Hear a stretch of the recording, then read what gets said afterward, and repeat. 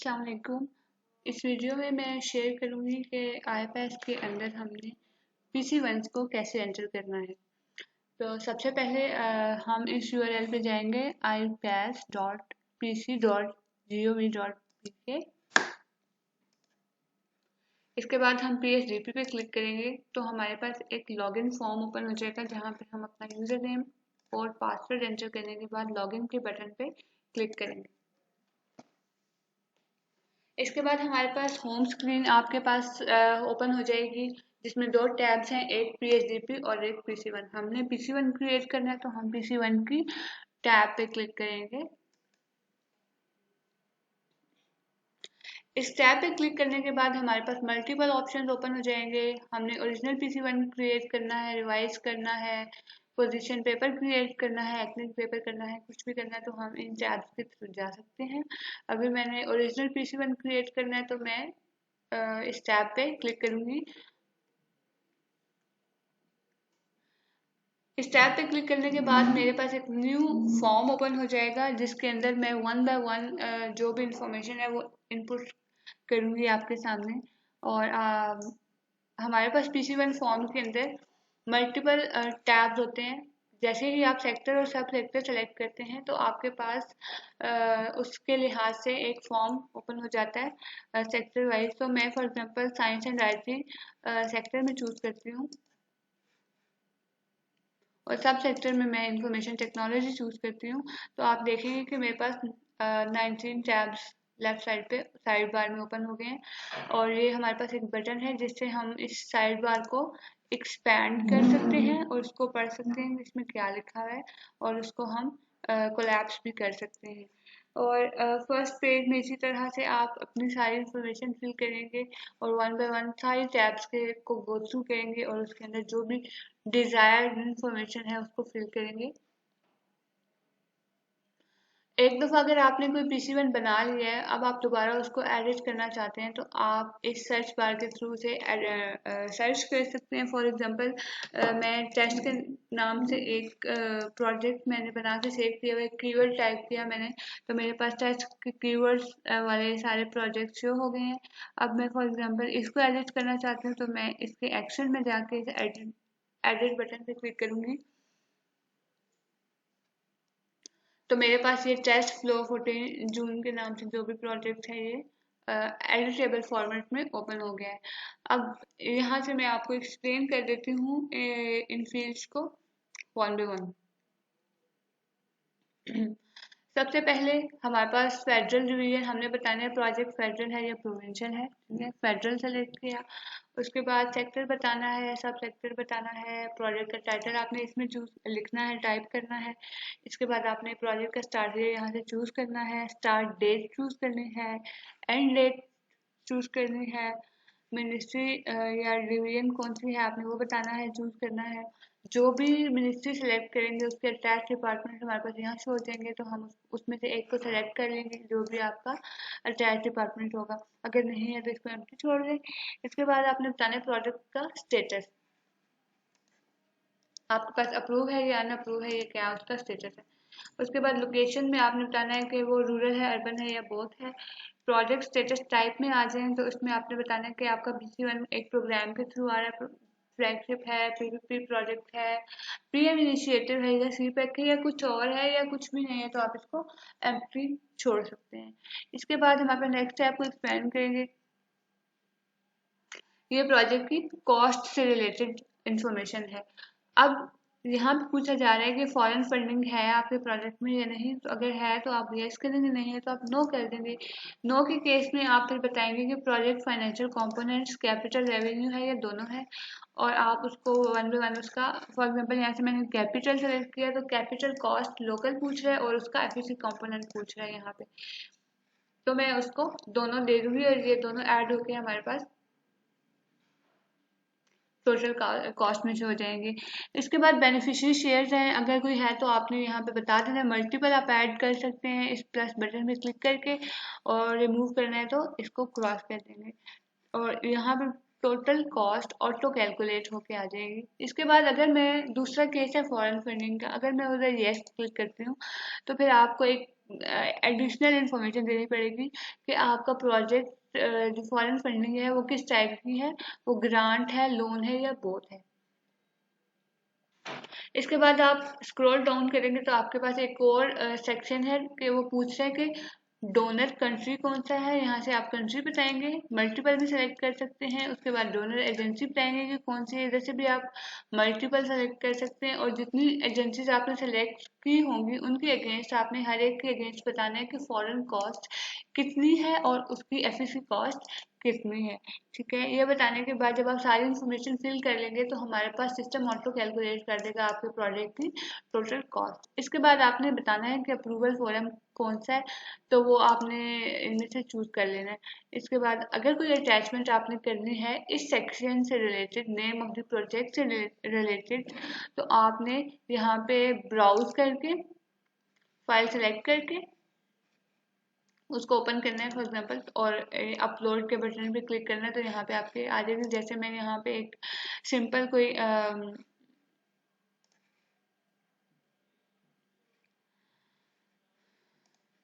कोई भी file open करती हूँ, ठीक है, और अपलोड करूँगी तो यहाँ पे आ जाएगी। और आप इसको एक्शन में जाके क्रॉस भी कर सकते हैं, फिर इसको आप सेव कर देंगे। ठीक है,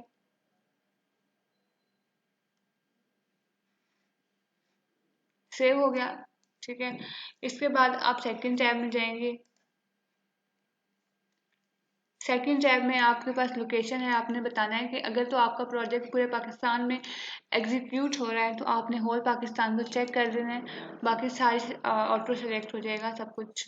और अगर नहीं तो फिर आपने स्पेसिफिक प्रोविंस बताना है कि कौन से प्रोविंस में आपका प्रोजेक्ट एग्जीक्यूट होगा, डिस्ट्रिक्ट बताना है, तहसील बताना है, एनआईपीपी बताना है उससे रिलेटेड। ठीक है, और उसके बाद अटैचमेंट में अगर आपने कोई मैप्स वगैरह अटैच करना है तो आप लगा के इसको सेव कर देंगे।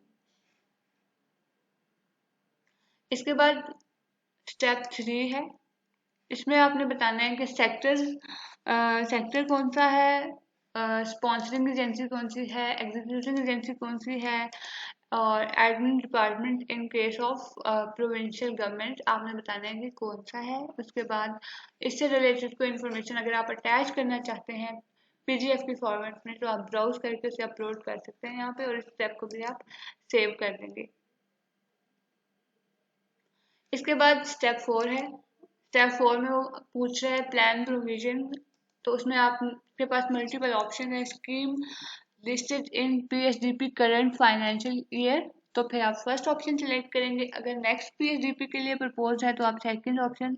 इसी तरह प्रोग्राम है रीअप्रोप्रिएशन के थ्रू आ रहा है, जो भी ऑप्शन आप इसमें से सिलेक्ट करना चाहें आप कर लेंगे, और फिर उसके अकॉर्डिंग वो आपसे पूछेगा। फॉर एग्जांपल मैंने किया scheme propose for next PHDP, तो मुझे पूछ रहा है कि प्रपोज एलोकेशन क्या है, तो मैंने यहाँ पे लिख दिया 10 मिलियन। और एक बात आपने ध्यान रखनी है कि आपने रुपीज में अमाउंट डालनी है, जहाँ भी डालनी है। मिलियंस में सिस्टम उसको ऑटो कैलकुलेट कर लेगा। कमेंट्स में आप कुछ ऐड करना चाहें तो ऐड कर दें। ठीक है, और उसके बाद इस सेक्शन को भी आप सेव कर लेंगे।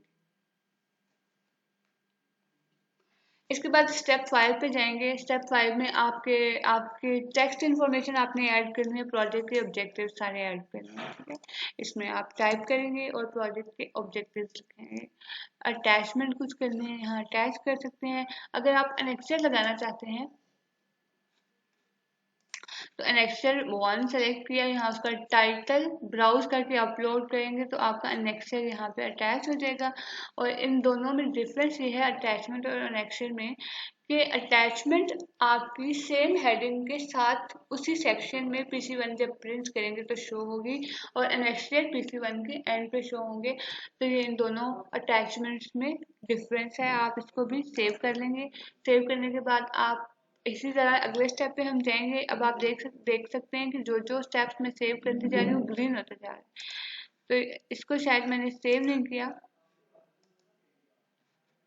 तो ये ब्लू था। अब मैं इसको सेव कर रही हूँ।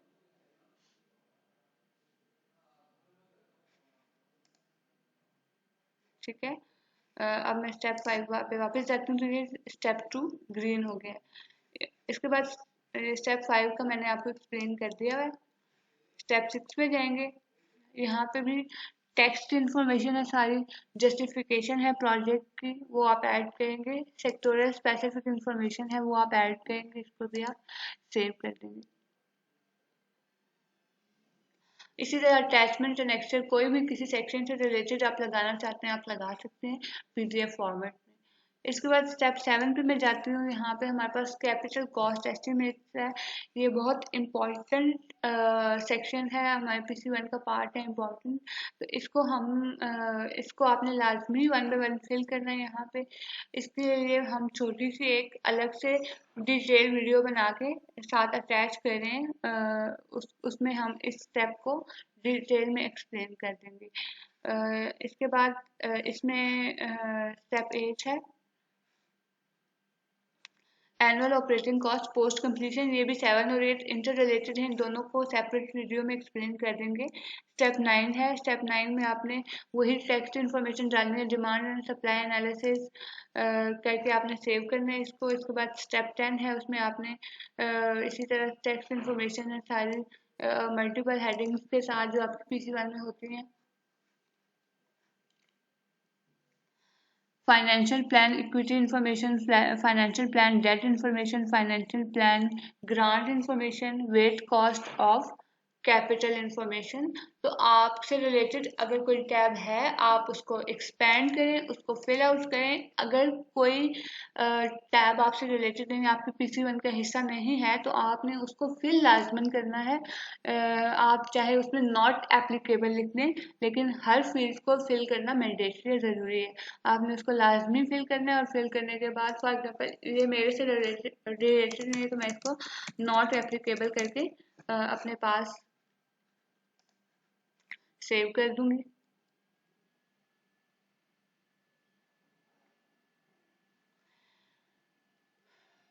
इसके बाद नेक्स्ट स्टेप में जाएंगे, तो यहाँ पे भी financial benefits, social benefits with indicators, employment generation, direct indirect, environmental impact analysis, economic analysis, सारी इंफॉर्मेशन ऐड करके आपने इसको सेव कर देना।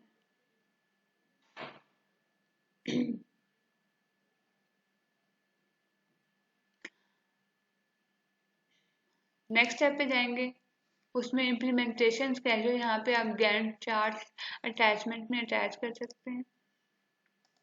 RBM है, RBM की ये फील्ड है, इनको फिल करना बहुत ज़रूरी है। अगर आप इसको फिल नहीं करते, इसको ये मैंने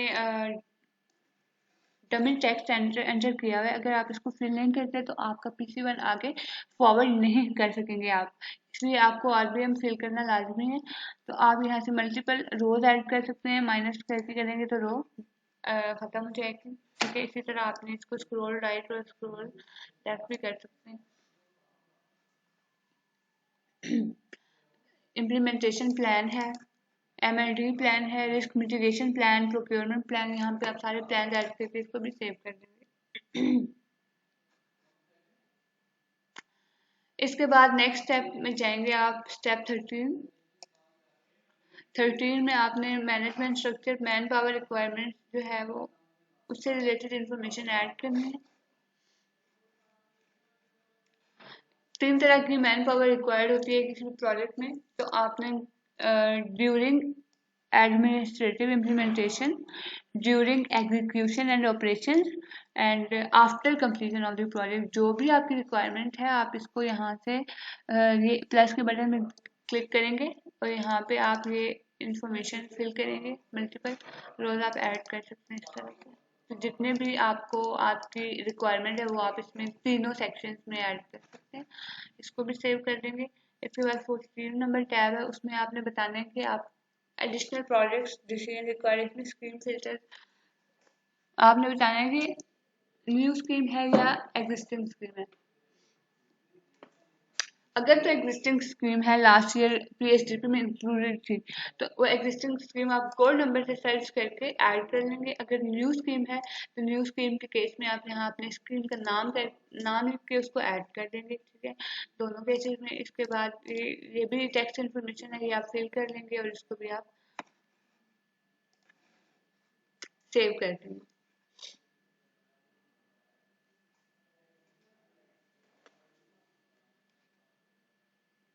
15 नंबर टैब में जाएंगे। यहाँ पे आपने अपने प्रोजेक्ट PC1 के जो फोकल पर्सन है उनकी इंफॉर्मेशन देनी है। यहाँ पे उनका नाम क्या है, डेजिग्नेशन क्या है, ईमेल, फ़ोन नंबर, एड्रेस वगैरह। अटैचमेंट में यहाँ पे आपने ब्राउज करके जो साइन सर्टिफिकेट पेज होता है वो आपने यहाँ पे अटैच करना है। याद रखें जो PC1 का साइन पेज होता है जिसपे सबके साइन हुए होते हैं वो आपने ब्राउज करके वो पेज स्कैन करके यहाँ पे अपलोड करना है। एक सिंगल पेज होता है PC1 के एंड में, वो आप इसको अपलोड करेंगे। अपलोड करने के बाद इसको आप सेव कर देंगे। कुछ चीज़ें ऐसी हैं जिनको फिल करे बगैर आप अपने PC1 को फॉरवर्ड नहीं कर सकेंगे आगे। उनमें से एक ही अटैचमेंट भी है ये वाली, जो सर्टिफिकेट के पेज पे साइन पेज आपने ऐड करना है। और इसके अलावा RBM इंडिकेटर्स आपने लाजमी फिल करने हैं। और तीसरा है, अब नेक्स्ट स्टेप में आ रहा है आगे, मैं आपको बताती हूँ 17 टैब में, ये चेकलिस्ट है। ये चेकलिस्ट इनिशियल स्क्रूटनी के लिए जो है इसको आपने लाजमन फिल करना है। अगर आप इसको फिल नहीं करेंगे तो आप अपने PC1 को फॉरवर्ड नहीं कर सकेंगे। इसमें आपने 1 बाय 1 चेकलिस्ट में पढ़ना है, ठीक है। और अगर आपसे रिलेटेड वो इन्फॉर्मेशन है आपने अटैच की है तो आप लिखेंगे यस, अदरवाइज आप कहेंगे नो। अगर एप्लीकेबल नहीं है आपके केस में तो आप लिखेंगे नॉट एप्लीकेबल, ठीक है। इसके बाद आप इस पेज को भी सेव कर देंगे। अगर उस नेक्स्ट टैब में जाएंगे, रिलेशन विद अदर प्रोजेक्ट्स, अगर उसका किसी और प्रोजेक्ट के साथ रिलेशन बन रहा है तो वो आप इस सेक्शन में बताएंगे सर्च करके। उसको आप कोड नंबर से सर्च करेंगे कि इस प्रोजेक्ट के साथ इस PC1 का रिलेशन बन रहा है, ठीक है, तो आप इसको ऐड कर सकते हैं। इसके बाद 19 नंबर टैब में जाएंगे तो यहाँ पे आपने अप्रेजल से रिलेटेड कोई डॉक्यूमेंटेशन अटैच करनी है। तो इन चीज़ों में से working paper, PMO, MMOM, administrative approval, कुछ भी आपके पास इंफॉर्मेशन पड़ी हुई आपने अटैच करना चाहते हैं आप इसमें, तो आप अटैच करेंगे। यहाँ पे उसको सेलेक्ट करेंगे। यहाँ